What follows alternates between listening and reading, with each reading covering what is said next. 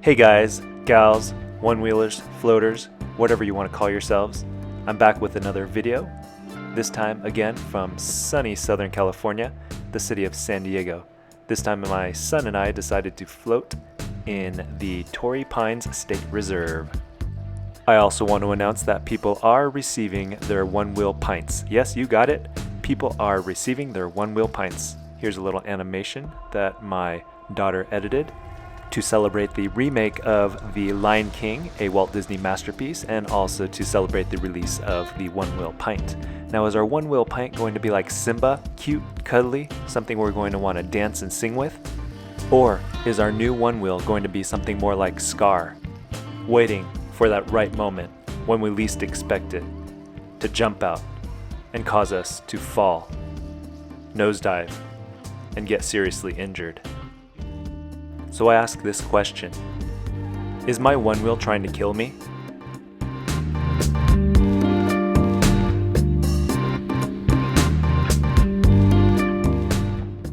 Ultimately, whether we fall, whether we get hurt, largely depends on how we treat our one-wheel. My one-wheel and I, we have a complex relationship.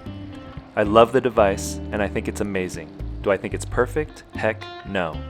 The one-wheel is far from perfect, and in fact, I think it has many flaws, one of them being the high injury per mile rate. Can you think of a device that has a higher injury per mile rate? In a non-scientific study, I polled myself and my kids, and the injuries per mile that we've had from different activities. We looked back at these activities that we participated in, most of them involving an element of risk and injury, and this is what we came up with. Loosely, in order, from least to most miles traveled. Running, we see some abrasions. Basketball, abrasions, sprained ankles, sprained wrists, and sprained fingers. Bicycling, from bicycling we have abrasions, broken helmet, concussion. Electric unicycle, nothing so far. The one-wheel, abrasions. I've scraped up my shins and knees and elbows. I've sprained my medial collateral ligament in my knee, and soon you'll see my son suffering some deep wounds, some bruises, and some more abrasions. Snowboarding, we've seen bruised tailbones, concussions, bruised egos. Skiing, we've seen sprained knees, bruises, and also broken egos. Driving, nothing major, just some siblings getting hurt from fighting in the back seat during a long road trip. Flying commercial airlines, we've seen colds, flu, and jet lag.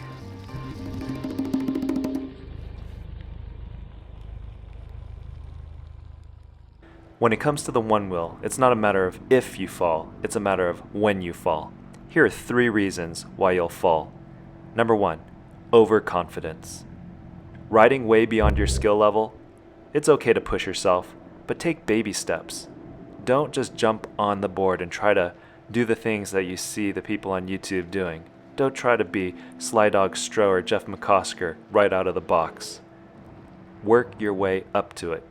It takes hundreds of miles of practice before you can do the things that you see some of the pros doing online.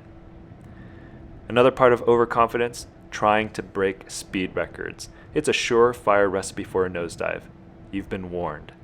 And so that's number 1, overconfidence. Before I get into number 2, let's watch my son eat it. Watch closely because it happens fast and out of nowhere, like most one-wheel falls do. Boom. So what caused that?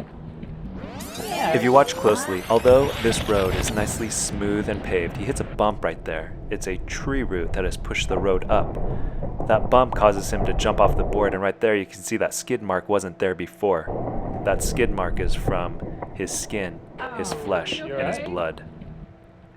We pulled over to the side of the road. There was a lot of blood. We washed it off with a water bottle that I had and some napkins that I had in my backpack. There were multiple wounds, but the main ones were in the elbow that took the brunt of the impact.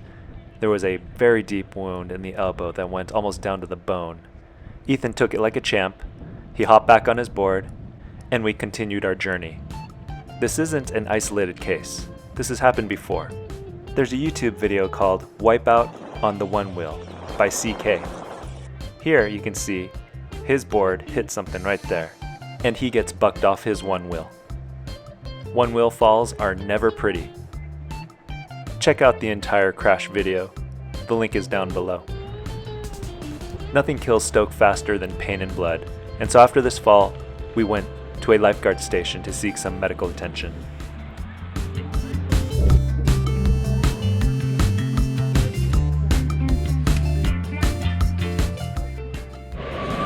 Okay, show us your elbow. All right, good as new. Ooh, 100%. And then we've got that all bandaged up. Nicks and bruises.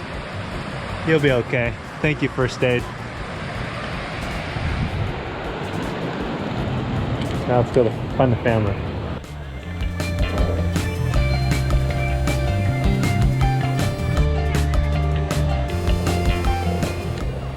We talked about the first reason why you will fall, overconfidence.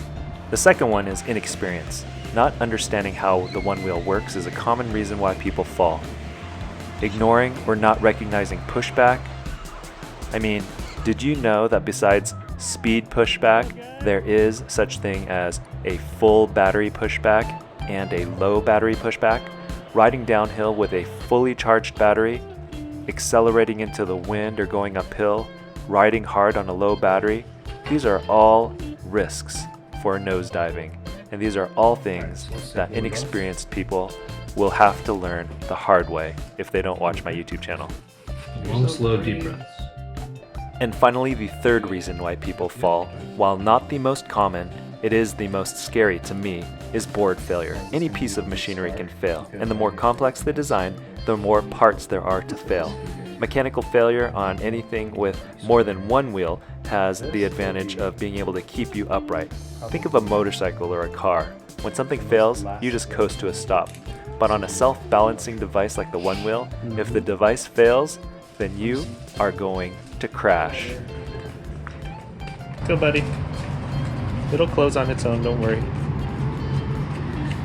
Watch out, watch where you're going. So going back to my original question, is my one wheel trying to kill me? For the most part, no.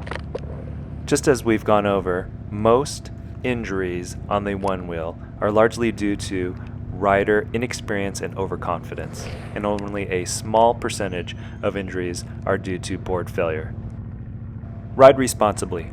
Don't get overconfident.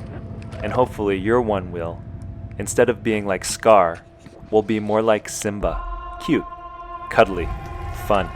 Thanks for watching. It is time.